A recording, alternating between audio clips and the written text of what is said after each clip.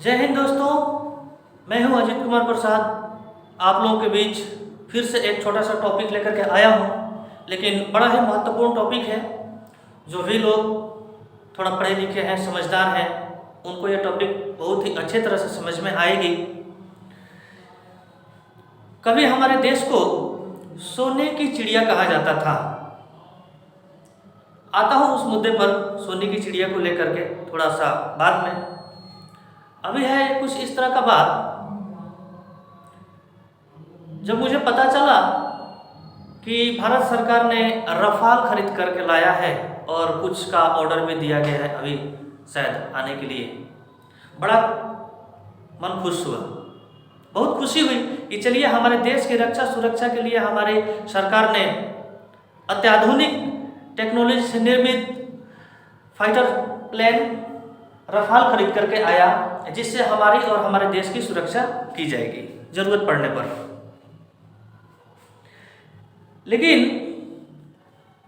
हमारी सरकार एक जगह पे गलती तब भी कर रही थी और आज भी करती आ रही है, आज भी कर रही है।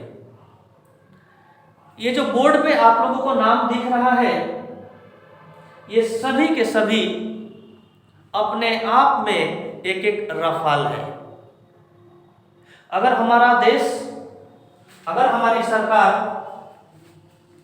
इन महान विभूतियों को बचा लिया होता, अगर बचाने में सक्षम होता, या वो साइंटिस्ट जो हमारे यहाँ से पढ़ के विदेशों में चले जाते हैं उनको अगर अपने देश में रख करके काम देता, तो हम लोगों को रफाल खरीदकर अपने देश में लाने की आवश्यकता नहीं होती।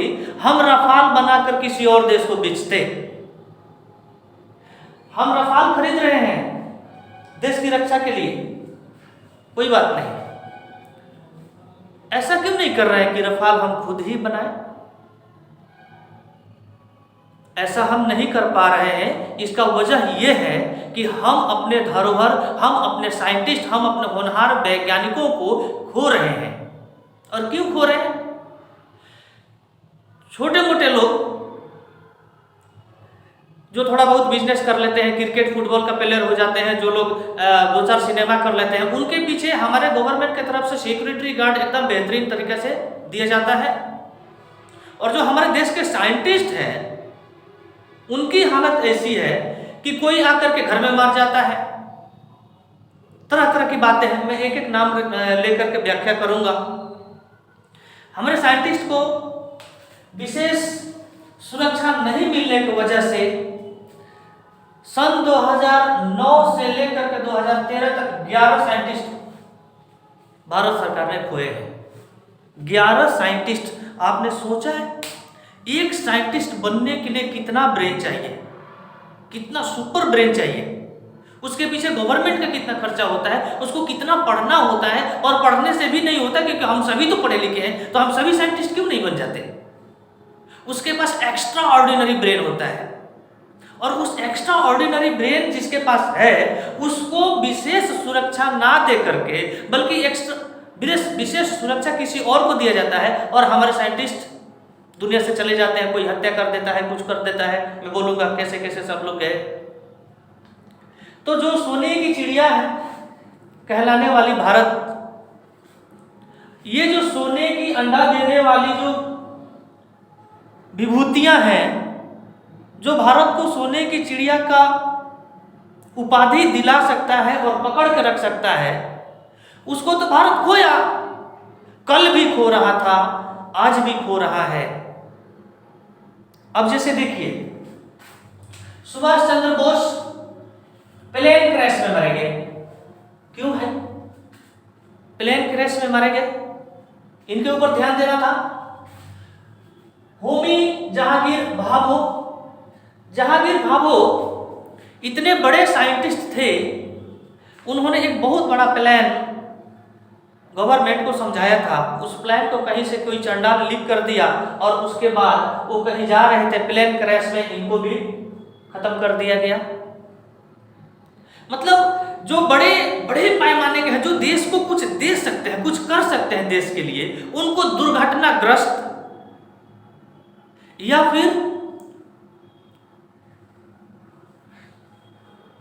गुप्त तरीके से हत्या कर दी जाती है। कैसे किसकी हत्या होती है ठीक से पता भी नहीं चलता है। साजिश रच करके, ये देखिए लाल बहादुर शास्त्री ताशकंद गए थे समझौता करने के लिए। वो अपने साथ अपने रसोइया को लेकर के गए थे, मतलब जो खाना बनाता है उसको लेकर के गए थे, और वहां पर उनको अच्छा से रखा गया, पूरा रिस्पेक्ट मिला, और बीच में उनके रसोइया को बदल दिया गया। उनके खाना बनाने वाले जो कुक था उसको बदल करके उसके जगह पर दूसरे कुक को रखा गया और उनके खाना में मिला दिया गया जहर। और प्राप्त जानकारी के अनुसार मैं बता रहा हूँ कि उनके खाना में मिला दिया गया जहर, और उसके बाद लाल बहादुर शास्त्री की मौत हो जाती है। और बाद में बयान क्या दिया जाता है कि इनकी अंतिम इच्छा थी कि इनके लाश का, इनके बॉडी का पोस्टमार्टम ना किया जाए। तो ये रहस्यमय तरीका से इनकी भी मौत। देश के बहुत बड़े होनहार प्राइम मिनिस्टर थे। विक्रम साराभाई। अब विक्रम साराभाई एक साइंटिस्ट थे। 31 दिसंबर 1971 को वो कोवलम केरल में गए थे। कोवलम, विक्रम साराभाई कोवलम में गए थे। कोवलम कहां पर है? केरल में। विक्रम साराभाई बहुत ही बड़े साइंटिस्ट थे।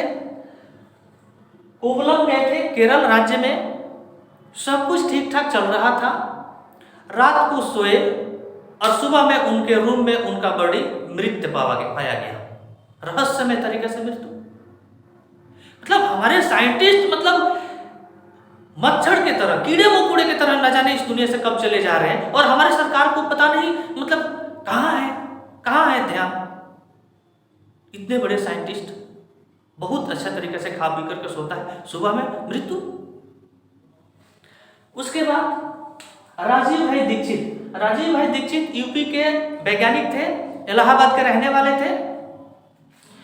परम देशभक्त, सिर्फ वैज्ञानिक नहीं, परम देशभक्त। इन्होंने अपना घर बार छोड़ दिया था देशभक्ति के लिए। इन्होंने एक आंदोलन चलाया अपने जीवन काल में। उस आंदोलन का नाम था आजादी बचाओ आंदोलन। वो आज भी चलता है। यूपी, बिहार, हरियाणा, राजस्थान, गुजरात, पंजाब में थोड़ा ज्यादा मात्रा में चलता है, बंगाल में थोड़ा कम चलता है, लोग कम जानते हैं।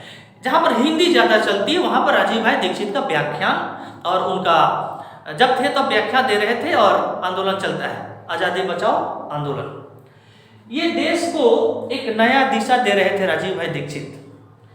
हर क्षेत्र में, जैसे हमारे महान गुरु खान सर, महान शिक्षक खान सर जैसे हर एक क्षेत्र में हम सबको जानकारी देते हैं, ठीक उसी तरह से हमारे राजीव भाई दीक्षित भी हम देशवासियों को हर एक क्षेत्र में शिक्षा दे रहे थे, ज्ञान दे रहे थे, और बता रहे थे कि कैसे हम चले तो हमारे देश का कल्याण होगा, हम सब का कल्याण होगा।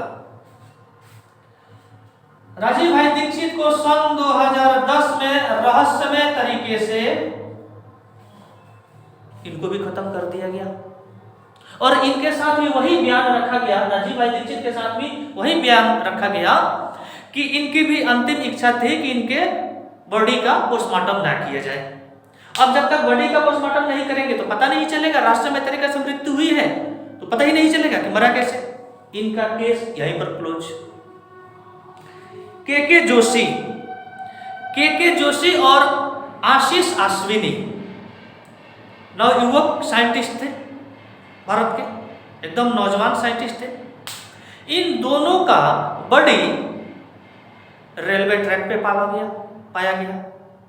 रेलवे ट्रैक पे इन दोनों महान वैज्ञानिकों का बॉडी पाया गया, और जब उनका पोस्टमार्टम हुआ तो पता चला कि जहर देकर के मारा गया था। क्यों भाई? रफाल तो बहुत बड़ी चीज है। मैं कह रहा हूं कि रफाल तो बहुत बड़ी चीज है। अगर ऐसे ही हम अपने वैज्ञानिकों को, हम अपने होनहार विभूतियों को, देशवासियों को अगर खोते रहे तो आने वाले समय में गाजर, मूली, खीरा, ककड़ी भी हमें विदेशों से खरीद कर खाना पड़ेगा। रफाल तो बहुत बड़ी चीज है। थोड़ा और आगे बढ़ जाते हैं।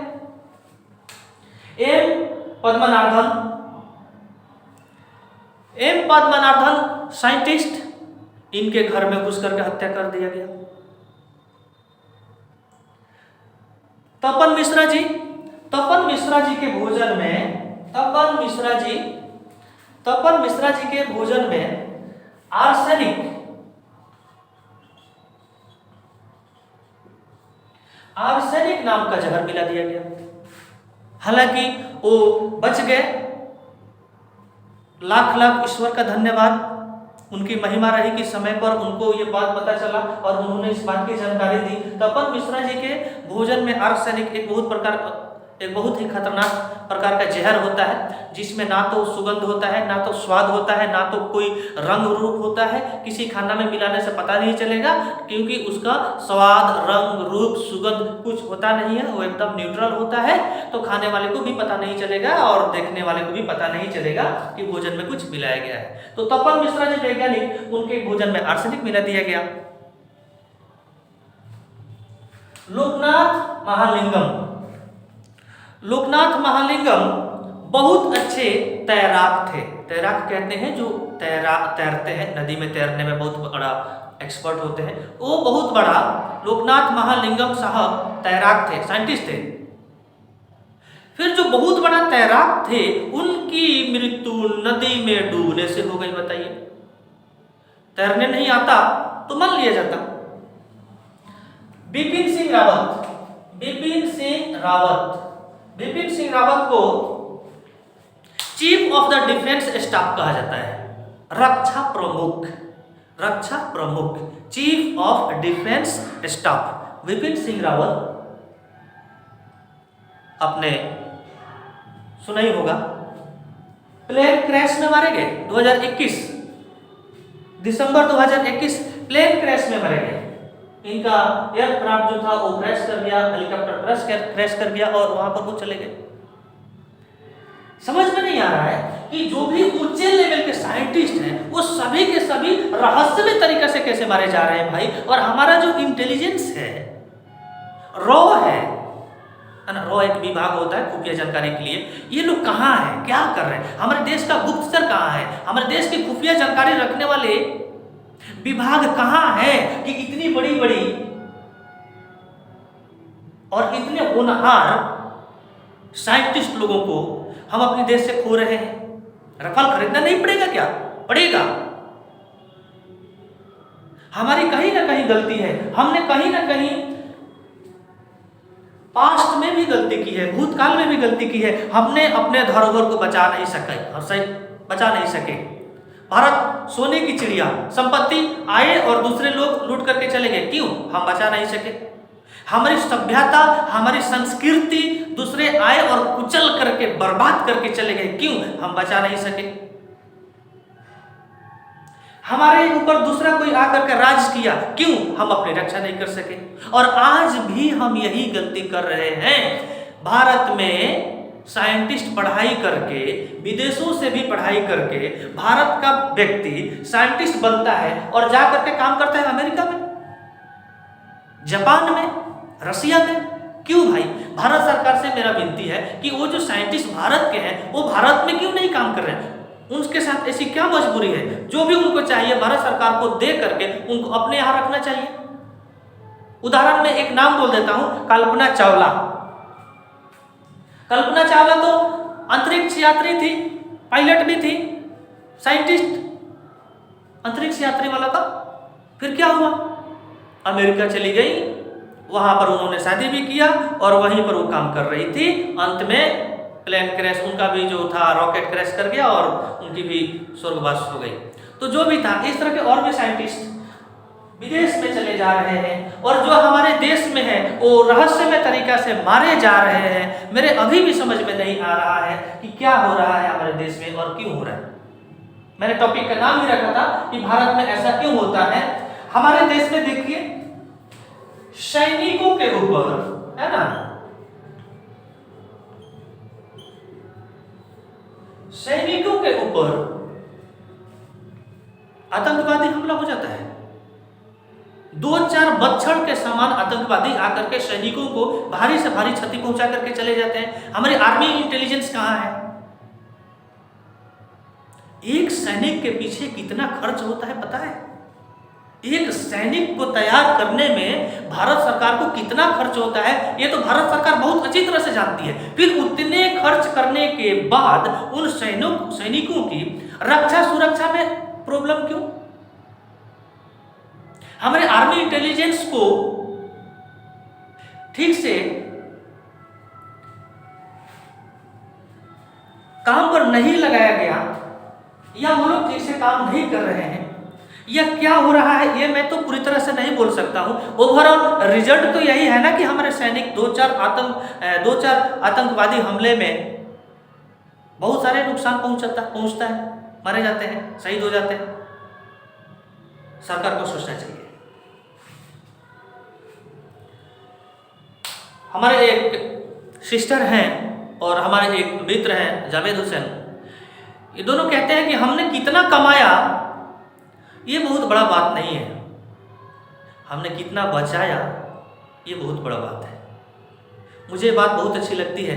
हमारे देश में कितने बड़े बड़े साइंटिस्ट हुए ये बहुत बड़ा बात नहीं है, कितने संख्या में साइंटिस्ट हुए ये भी बड़ा बात नहीं है। भारत सरकार ने कितने को अपने पास रखा अपने देश की सेवा के लिए और कितनों को सुरक्षा दे पाती है, ये बड़ी बात है।